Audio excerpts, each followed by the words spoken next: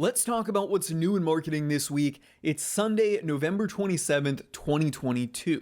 Now, this video I think is going to be the first one in a continually ongoing series covering new things in the marketing world. What's coming out new each week? And in the marketing world, there is no shortage of changes, updates, and, well, new things happening every single week. And on one hand, that's good because there's always something new to work on, something new to learn, something new that you can use to grow your business. On the flip side, well, all of those things also become cons because there's just so much new going on and it's really hard to stay on top of it.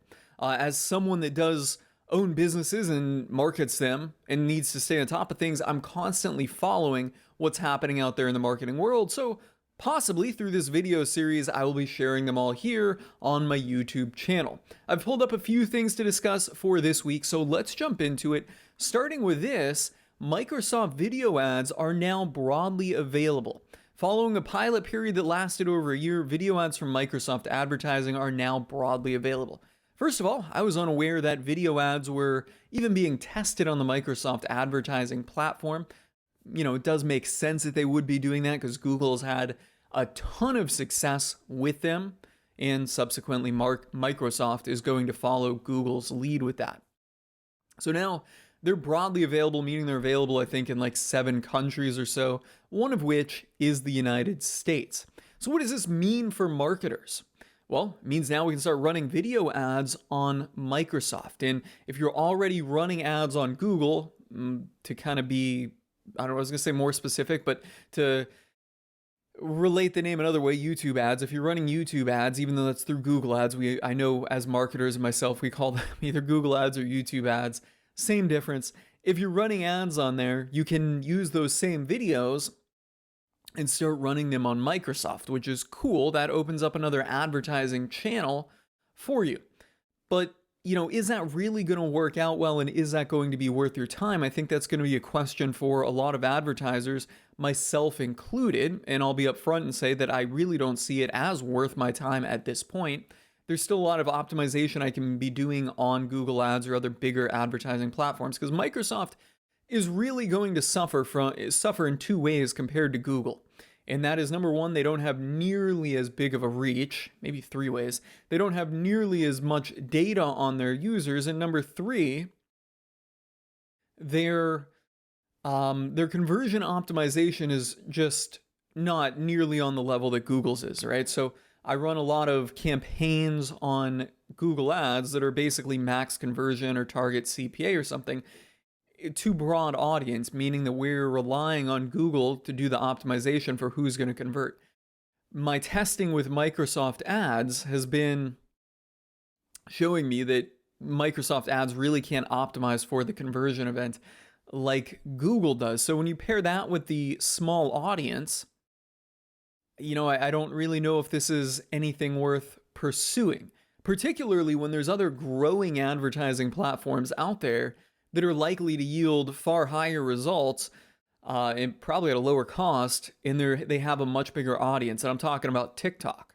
All right, a lot of people that have been in the advertising space for a long time have not jumped on TikTok yet. There's a huge, huge, huge opportunity there. So, this is interesting, and I'm going to kind of feel this out, and maybe if I have the time, might look into the Microsoft Video Ads. Maybe you should too. But at the same time, I know that TikTok is out there as well, and that said, many people aren't even nailing Google Video Ads. So, as a marketer and business owner, you kind of got to go into the deeper pool. You got to go into where there's more profit opportunity. And quite frankly, I don't see that for most people on Microsoft unless you're truly exploiting other platforms. So this is something that's interesting. And again, if you have the time, maybe set it up, test it out, dabble with it, see what happens. But my intuition based on my experience using Bing Ads or Microsoft Ads has been, that there's really not going to be a big enough audience to make it worthwhile. And the conversion optimization from Microsoft probably isn't going to be there yet. And then also there is other platforms that you can advertise on. But that said, if you're already blowing Google out of the park, and really driving that home and you've kind of saturated that, hey, look into Microsoft. Next up, Google launches new search, shopping, and maps features here. So a lot of this has to do with Google Lens and basically taking a picture of something and adding some keywords to it here, or Google relying on what they find in the pictures. So this example shows truffle mac and cheese near me, right? Like somebody takes a picture of it, and I'm guessing it's generating those keywords. Actually, in this case, they're using it just to search for a specific dish, not so much with the keyword, or not so much with the picture, and it's finding items in their area like that can be ordered online. I think this is huge for restaurants because this really opens up a whole nother channel of online menu optimization and also online food ordering. Right? You got to have your menu online and optimized, and you have to be able for people to order it online for this whole thing to actually work, as we can see here. And yeah, I'm not sure if this means you have to order it online or not, but it's showing the dishes. So this certainly opens up the world of menu optimization as a very important factor if you want to get traffic from Google for these food-specific searches. And I think if you are a restaurant that is heavily driven through digital marketing, and mind you, there are some restaurants that probably do no digital marketing at all. Probably the restaurants that have been around for 20, 30 years and they've just built up an incredible brand. So the younger restaurants do need to keep this stuff in mind. And I think if I owned a restaurant, I do not own a restaurant, I can't say I plan on owning a restaurant, I would probably really be looking into what can be done to optimize for this type of stuff. So yeah, a lot of stuff going on with Google Lens. I'll put a link to this article below the video here. And I actually didn't go all the way through it. I basically just kind of cut myself off, at this picture. Next up, TikTok launches new audience insights tools to dig into your audience data. So TikTok has just been rapidly growing, and subsequently, their advertising platforms are kind of lagging, right? Or they're not up to par with like the growth. And we're seeing that now play out to where they're starting to catch up and they're starting to report all of this data here. And well, there's new audience insights inside of the ads manager. So you can see demographics by age, gender splits, categories, their video interactions, creator interactions, so who they're interacting with. And this will all let you target better on TikTok. Now, TikTok is a kind of a weird thing, and I keep bringing it up because it is growing, right? And it's reaching a younger demographic.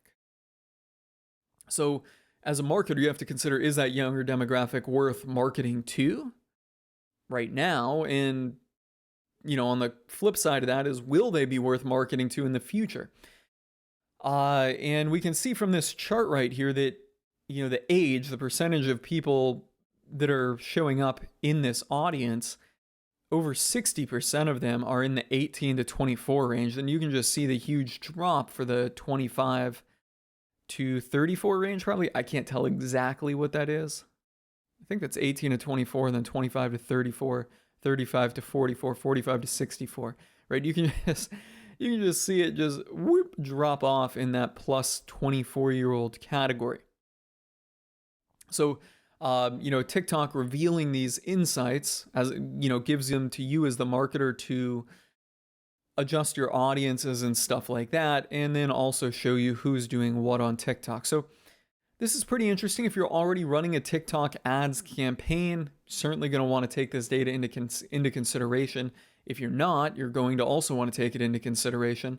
But this makes me wonder how powerful their conversion optimization targeting is behind the scenes, because I'm not a big fan of these audience insights personally. I like to go big, broad, let the platform work it all out. But let's just say that, you have some type of product that you initially try targeting to the 35 to 44-year-old market, right? And you come in here, this could reveal, hey, there's a more demand from 18 to 24-year-olds than we ultimately thought out. So this is something worth looking into, worth staying on top of. Again, all these things are not things you can just necessarily dive right into, but they're things that you kind of need to know about and stay on top of in the marketing world.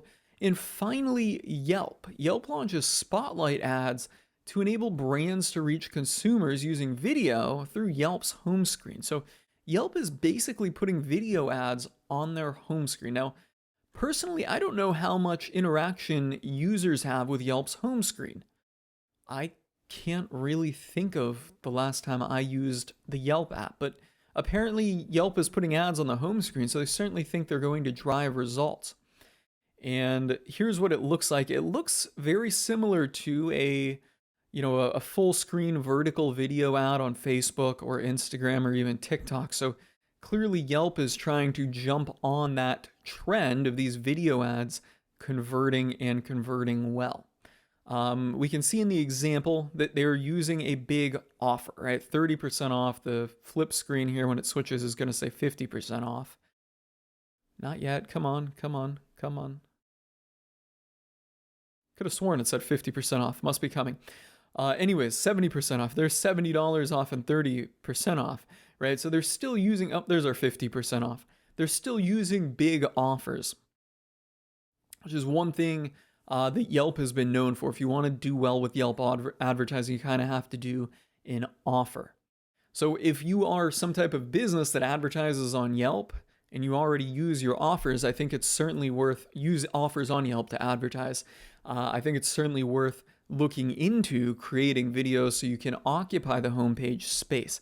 That said, I see this homepage space as probably for something that, or for a business that is more broad in nature, right? For example, a plumbing company like I own would not want to be necessarily on the homepage because most people don't want to have to think about a plumber until they actually need it. So we don't have any data here, any insight into exactly how they're serving these ads, but assuming they're just broadly targeting people, the businesses that are going to do best with this Yelp homepage video ad are going to be something that people broadly want. There's huge markets for, and it's something that they want because they need it, or no, they want because they want it, not because they need it, right? Does that make sense? Like you need plumbing services because you need it. Whereas this example here, laser hair removal, people get this more so when they want it or when they feel like they need it, opposed to like when they actually need it, right? With a plumber, you call the plumber when your toilet is clogged and overflowing. Laser hair removal, well, you get that when either, you look at yourself and you're like, wow, I'm just too hairy, or the ad makes you think, okay, now's the time to get it. So if you're considering doing the Yelp ads, do consider that. Like, how do people purchase your product? Is it something that they only contact you when they really need, or can you actually evoke that emotion that's going to make them take the offer and subsequently convert? So guys, that is what I have this week in marketing, November 27th, 2022. If you found this helpful and insightful, do me a sweet one, hit the like and subscribe button.